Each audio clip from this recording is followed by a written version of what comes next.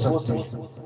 इंसान चूल्हा मिल गया तो हम समझ सकते हैं कि इस जन्म मरण के बंधन को कैसे तोड़ा जाए, इस 84 के चक्कर को कैसे खत्म किया जाए, इस जेल में से कैसे निकला जाए।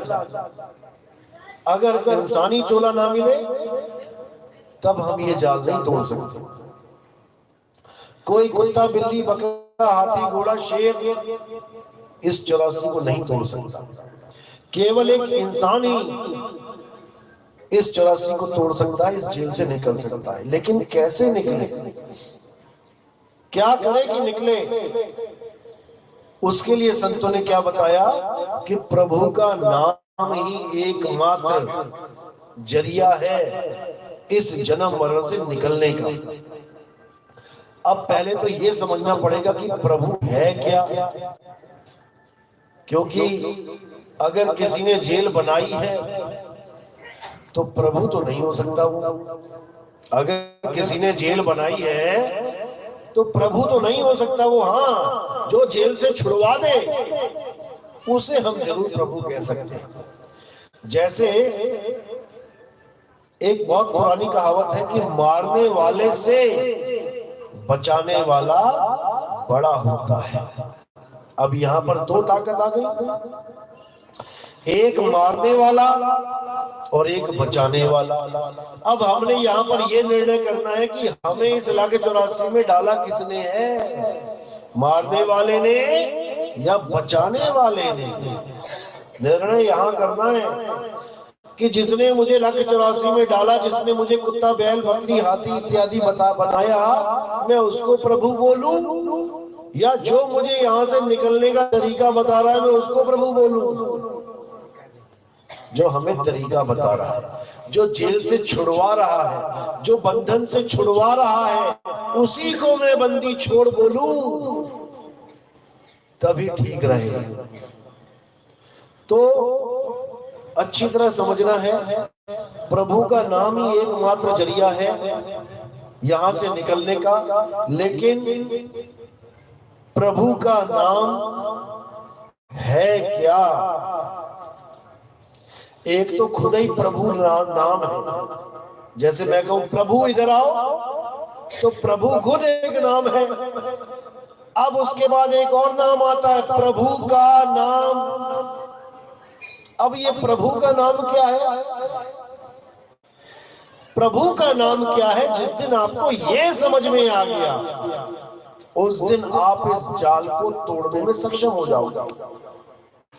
प्रभु का नाम यानी प्रभु से अलग कुछ और चीज है जिसे नाम बोला जा रहा है। तो ये प्रभु नाम किसने रखा? प्रभु, ये नाम किसने रखा? अगर प्रभु का नाम सिमरण करके मुक्ति मिलेगी तो प्रभु नाम किसने रखा? इंसान ने रखा। हिंदी में रखा प्रभु, उर्दू में रखा, अरबी में रखा अल्लाह, अंग्रेजी में रखा गॉड और सिक्खी में रखा वाहेगुरु। ये प्रभु जितने भी नाम रखे गए किसने रखे? इंसानों ने। ये इंसानों के द्वारा बनाए गए नाम हैं। जब आदमी आदि मानव था, जब उसके पास पहनने को कपड़े नहीं थे, उसके पास रहने को घर नहीं था, उसके पास कुछ नहीं था, जानवरों की तरह रहता था, पेड़ों पे, गुफाओं में फल फूल खाता था, कंदमूल खाता था, जानवरों को शिकार करके खाता था। तब ये नाम कहां थे?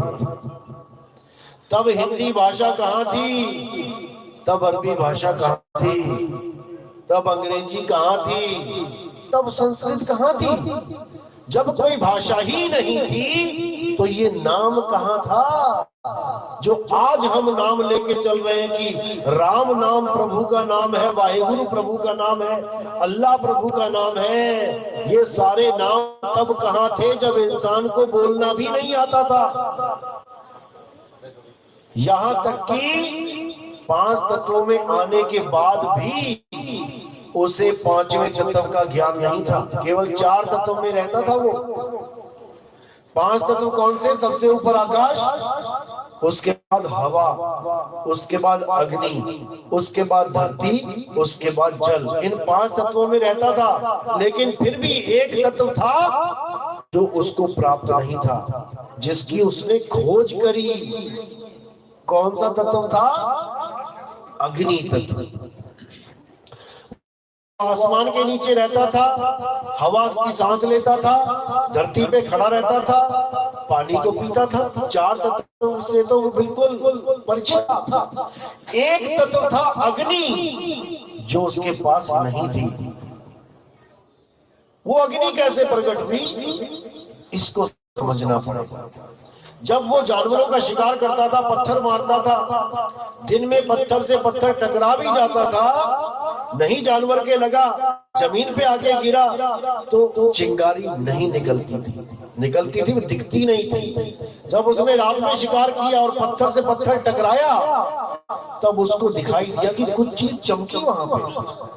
अब उसने शिकार को छोड़ा और पत्थर से पत्थर टकराने लगा। जब पत्थर से पत्थर टकराने लगा तो जो चिंगारी उसे मिली वो उसके जीवन की पहली खोज थी। अग्नि इंसान के जीवन की पहली खोज है, जबकि थी उसी के पास, थी वो पत्थर में ही, लेकिन पहली खोज अग्नि थी। अक्षर भी नहीं खोजे गए थे तब, अक्षर भी उसके पास नहीं थे उसके मुंह में, लेकिन उसको प्रकट नहीं किया गया था। जैसे अग्नि थी पत्थर में ही, लेकिन उसको प्रकट नहीं किया गया था, इसलिए वो गुप्त थी। धीरे धीरे धीरे धीरे उसने आगे बढ़ा, बुद्धि आई। अब उसने जब जानवरों को देखा कि शेर है, सांप है, अपने साथियों को बचाने के लिए उसने चित्रकारी शुरू करी। बड़े बड़े पत्थरों पे शेर बना दिया। आज भी पुराने पुराने मंदिरों में जाके देखो, गुफाओं में चित्र बने हुए हैं। क्यों? सांकेतिक ज्ञान कि होशियार रहना, यहाँ कहीं ना कहीं शेर है। जैसे आप जंगल में जाओ तो आज भी देखो गिर में शेरों की फोटो लगा रखी है, हिरण की लगा रखी है। क्यों? क्योंकि अगर तुम अनपढ़ भी हो तब भी तुम शक्ल पहचान जाओ यहाँ क्या मिल सकता है। सांकेतिक ज्ञान दिया गया। अभी उसका नाम नहीं रखा गया। पानी वहां पे था, लेकिन पानी का नाम नहीं था। अभी उसको नहीं पता इसका नाम पानी है, वो तो रखेगा। अभी इंसान ने रख लिया, जानवर आज भी नहीं समझता कि इसका नाम पानी है। बिना पानी जाने कि इसका नाम पानी है, वो पानी पी लेता है। धीरे धीरे धीरे उसने चित्र बनाने शुरू किए, लोगों को जागृत करना शुरू किया कि यहाँ पर ऐसा जानवर हो सकता है। लेकिन आगे और बुद्धि आई, विवेक आया। तब उसने अपने मुंह से निकलने वाली हर आवाज को एक रूप दे दिया। जैसे पहली आवाज निकली आ, तो उस आ को एक रूप दे दिया। आज से ये आ है। ई, उसको एक रूप दे दिया। उसको एक रूप दे दिया। का, खा, गा, पा, फा, टा, सारे अक्षर बना दिए और उनको एक रूप दे दिया। अब कहानी शुरू होती है अक्षरों की। अभी तक अक्षर नहीं थे उसके जीवन में, अब अक्षरों की कहानी शुरू होती है। जब सारे अक्षर निकाल लिए मुंह से, जितने निकल सकते थे।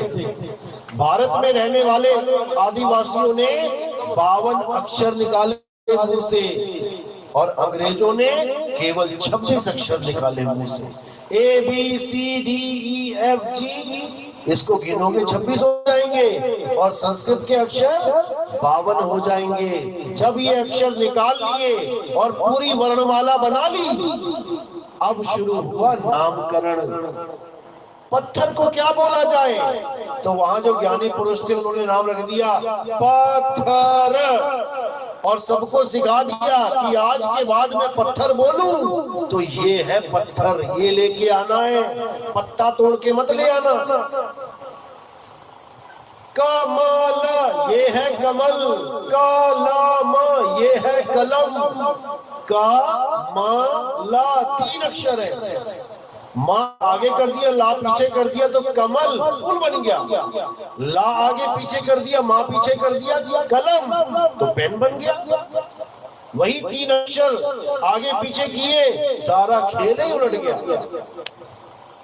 ऐसे ही सारे अक्षरों को बना के उसने सारी दुनिया में जो कुछ भी दिखाई दे रहा है सबका एक एक नाम रख दिया अपनी